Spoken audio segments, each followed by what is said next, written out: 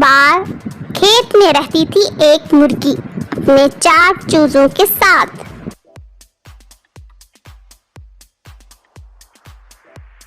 चारों चूजे मुर्गी के बहुत लाडले थे, लेकिन 3 चूजों की नेचर काफी मुख्तलिफ थी। जबकि एक चूजी बहुत ही शरारती और चुलबुली थी।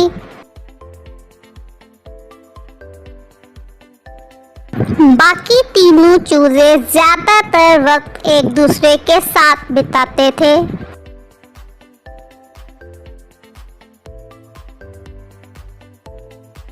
अरे वो जो लाल चूजी थी ना, उसने उसके साथ बहुत ही अच्छा किया था। हाँ, मुझे याद आया, वो काफी शरारती थी। वो तो बहुत अलग शरारतें करती थी, हमारी तरह ही थी। क्या समझे? ठीक कहा ना मैंने? तीनों चूजे सारा दिन घर में एक दूसरे से बातें करते और बगैर किसी काम के गुजार देते। चौथी चूजी थी बहुत जिम्मेदार, घर का कामकाज भी संभालती थी और अपनी माँ के कामों में उसका हाथ भी बटाती थी। मुर्गी माँ अपनी जिम्मेदार चूजी से काफी खुश थी। दूसरी चूजी थी बहुत बातूनी, सारा वक्त अपने दूसरे जानवरों और दोस्तों के साथ बातें करने और खेलने में गुजार देती।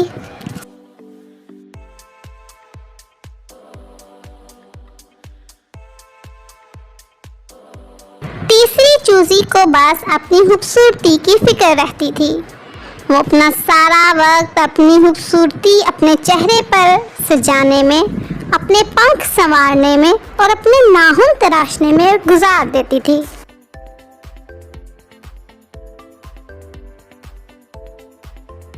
चौथी चूजी थी बहुत ही ज्यादा सुस्त और काहिल। उसको हर जगह नींद आ जाती थी, चाहे वो बेड हो या खाने का टेबल। सुस्ती के मारे वो सारा दिन कोई काम नहीं कर पाती थी।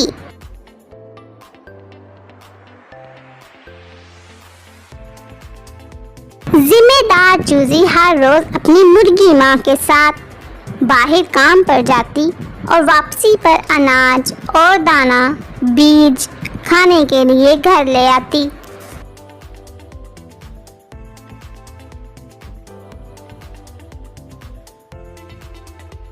बाकियों को जब भी मदद के लिए बुलाया जाता, कोई आगे आता ही नहीं। बस सब अपने धुन में मगन रहते। एक दिन जब मम्मी मुर्गी और जिम्मेदार चूजी दाना और बीज लेकर घर को लौट रहे थे, घर में मौजूद तीनों चूजे दाना और खाने की चीजों को देखकर खाने के लिए दौड़े और सब कुछ खाने लगे। ऐसा कई हफ्तों तक लगातार चलता रहा। एक दिन मम्मी मुर्गी अपने चूजों का बिहेवियर देखकर काफी परेशान बैठी थी कि इनका क्या किया जाए।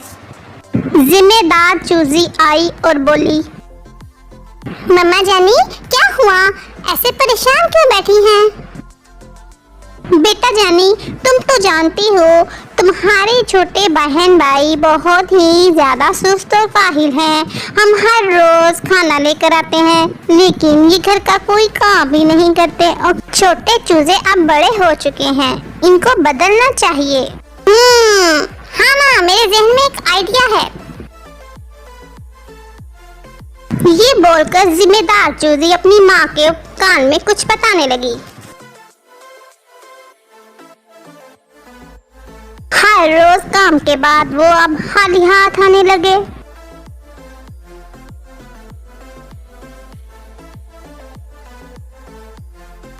घर में मौजूद तीनों चूजे अपनी माँ और बहन की वापसी का इंतजार करते रहे, लेकिन माँ को और बहन को खाली हाथ आता देखकर उनके मुंह लटक गए।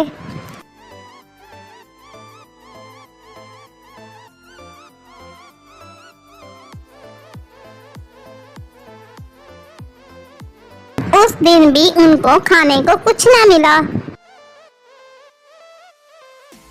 3 दिनों तक बाकी छोटे मुर्गे भूख की वजह से परेशान हो गए। उनको खाने को कुछ भी ना मिल सका और वो इंतजार में खाने के बैठे रहते।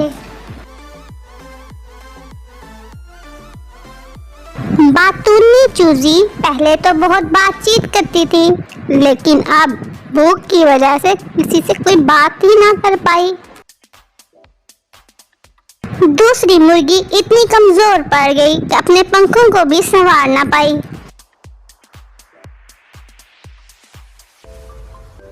तीसरे दिन तक भूख की वजह से किसी को नींद तक भी ना आई।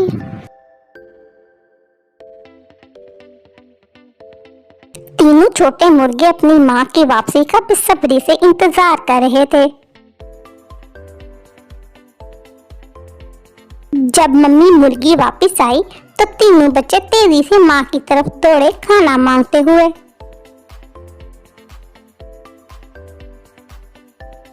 सिर्फ मैं और तुम्हारी बहन रोज इतना सारा खाना नहीं ला पा रहे। इतना सारा काम करने के लिए सिर्फ हम दोनों ही काफी नहीं हैं। बहुत मुश्किल से हम पहले खाना लेकर आ पा रहे थे। मम्मी हमें बहुत भूख लगी है। इसीलिए तो मेरे बच्चों मैं तुमसे कह रही हूँ, अगर तुम लोग तीनों मिलकर हमारी मदद करोगे तो काम मजीद आसान हो जाएगा। तो कल तुम तीनों भी हमारे साथ काम पर चलोगे।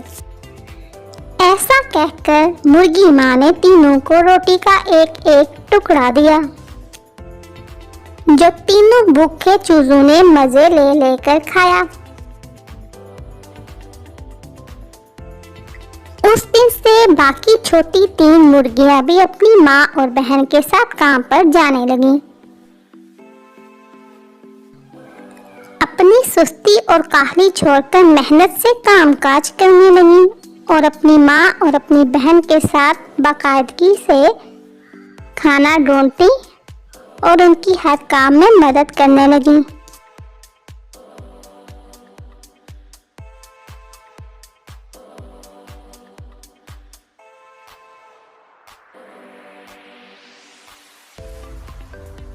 मम्मी मुर्गी अपने बच्चों में ये बदलाव देखकर बहुत खुश हो गई। याहू, कितने अच्छे लग रहे हैं हम सब एक साथ। जिम्मेदार मुर्गी भी बहुत खुश थी, क्योंकि अब उसको अपनी बहनों के साथ ज्यादा टाइम गुजारने का मौका मिल गया। जिम्मेदार रहें, मेहनत का फल हमेशा अच्छा ही होता है। मेरा मतलब है कि बहुत मीठा होता है। बाय दोस्तों, फिर मिलेंगे।